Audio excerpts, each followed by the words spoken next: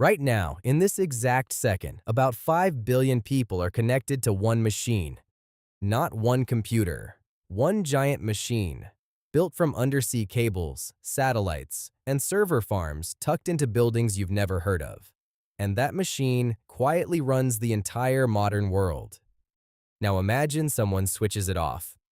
Not your Wi-Fi, not your phone plan, all of it. Every country, 7 days. Here's the thing. The first day wouldn't be the scary one. It's day 4 you should be worried about. Let's break down what actually happens, hour by hour, day by day, when the nervous system of civilization just stops firing. What if the internet went down for 1 week? Quick ground rule, because this matters. We're not talking about your home router dying. We're talking about a full, simultaneous global collapse. Undersea cables severed, satellite links down, backbone routers dark. The kind of event engineers call not survivable by design. Because nobody designed the internet to fully fail. They designed it to survive a nuclear war between a few nodes, not a total blackout of every node. So, why would this even matter that much? Because somewhere along the way, the internet stopped being a website you visit. It became the thing everything else runs on top of. Banking, farming, hospitals, traffic lights, even the power grid that would, ironically, keep your lights on while everything else goes quiet. You're about to see in this video just how far down that rabbit hole goes. Hour 1. It starts small, annoying, not alarming. Your text won't send. Because, plot twist, most texts today are really internet data, not old-school cell signal. Netflix buffers, then dies. Your smart thermostat freezes on whatever temperature it last heard. Within the first 60 minutes, 3 industries are already flashing red. 1. Finance. The New York Stock Exchange, along with basically every exchange on Earth, runs on high-frequency, internet-dependent trading systems. Trading halts worldwide, not slows down, halts completely. 2. Logistics. Every shipping container on every boat, every delivery truck, every warehouse robot, tracked and routed through the internet. GPS itself still works. That's satellites, separate system. But the software telling trucks where to go, gone. Within the hour, drivers are pulling over, genuinely unsure what to do next. 3. And this is the one that should worry you. Hospitals. Modern hospitals don't file paperwork anymore, they upload it. Patient records, prescription systems, even some IV drip machines are networked for accuracy. Doctors start switching to paper charts they haven't used in 15 years. And this is still just hour 1. Here's where it gets stranger. Because what happens next isn't chaos exactly, it's something almost nobody predicts. Day 1 to 2. People adapt fast, faster than you'd think. Grocery stores switch to manual card readers or straight-up cash registers, the kind your grandparents used. Gas stations post handwritten prices. Radio, yes, actual FM radio, becomes the most valuable device in your house overnight. Sales of battery-powered radios spike so hard that stores sell out in hours. But underneath the surface, calm, real cracks are forming. Supply chains are global spreadsheets now, and those spreadsheets just vanished. A factory in Ohio waiting on a part from Vietnam has no way to know if it's coming. Grocery store shelves, which typically hold about 3 days of inventory because just-in-time delivery replaced warehouses decades ago, start visibly thinning by day 2. Banks are the quiet nightmare. Without the internet, ATMs stop dispensing cash beyond whatever's physically loaded in them. Debit and credit transactions requiring online verification fail. Cash, actual paper cash, becomes the only currency that works, and suddenly everyone remembers they haven't carried a wallet with cash in it since roughly 2019. By the end of day 2, something else becomes obvious. This isn't an inconvenience anymore. It's a countdown. Day 3 to 4. This is the turn. This is where annoying becomes dangerous. Emergency services are straining. 911 and other emergency lines still function. Their phone infrastructure, mostly separate. But dispatch systems, the software that tells an ambulance which hospital has open beds, are offline.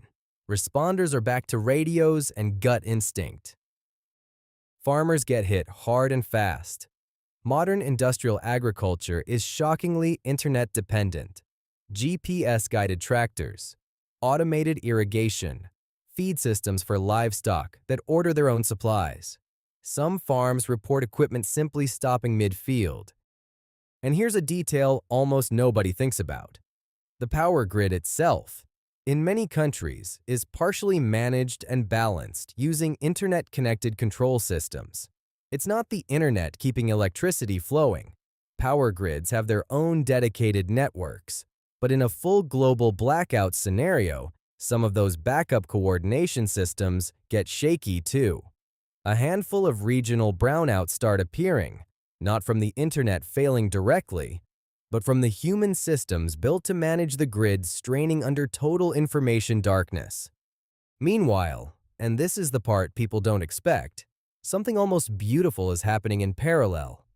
Neighbors start talking to each other. Actually talking. Community boards go up in apartment lobbies with handwritten notices. Kids are outside. Board games sell out. For a strange, brief moment, entire neighborhoods start to feel like they did before 2007. It's the internet apocalypse. And also, weirdly, a block party. But don't get comfortable. Day 5 is when the numbers stop being charming. Day 5 to 6. This is the part that keeps disaster planners up at night. Food distribution is now critically strained. Without inventory software, without route planning, without payment processing at scale, the movement of food, not the growing of it, the moving of it, has slowed to a crawl in many regions. Some cities start rationing. Fuel deliveries slow the same way. Without digital logistics, gas stations run dry in random, unpredictable patterns. Some full, some bone dry. No way to know which is which until you drive there. Global trade essentially freezes. Ports can't process customs paperwork. Billions of dollars in goods sit in containers going nowhere. Economists later estimate a single week of total internet outage could cost the global economy over $50 billion a day. Some estimates go even higher once you factor in cascading losses. And here's a genuinely unsettling one. Without GPS-synced timestamps flowing through internet-linked systems, some financial and legal record-keeping becomes unreliable. Contracts, trades, transactions. The paper trail of the modern economy develops actual gaps, not corrupted, just missing. By day 6, governments in several countries have activated emergency broadcast protocols last tested during the Cold War. We are one day away from finding out just how much of this comes back.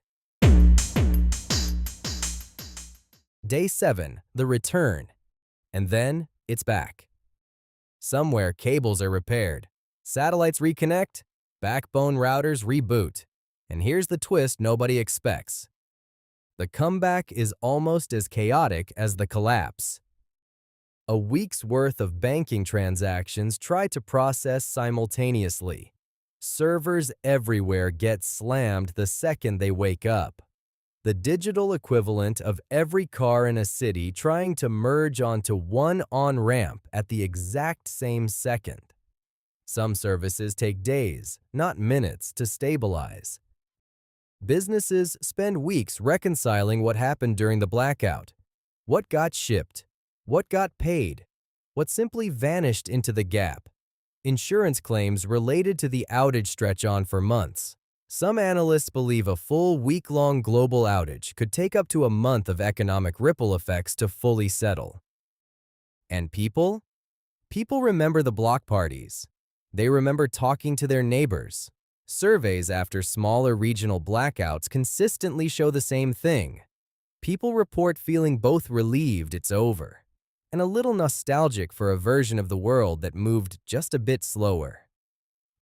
So here's the real takeaway. And it's not really about cables or satellites. Somewhere over the last 20 years, the internet stopped being something you use.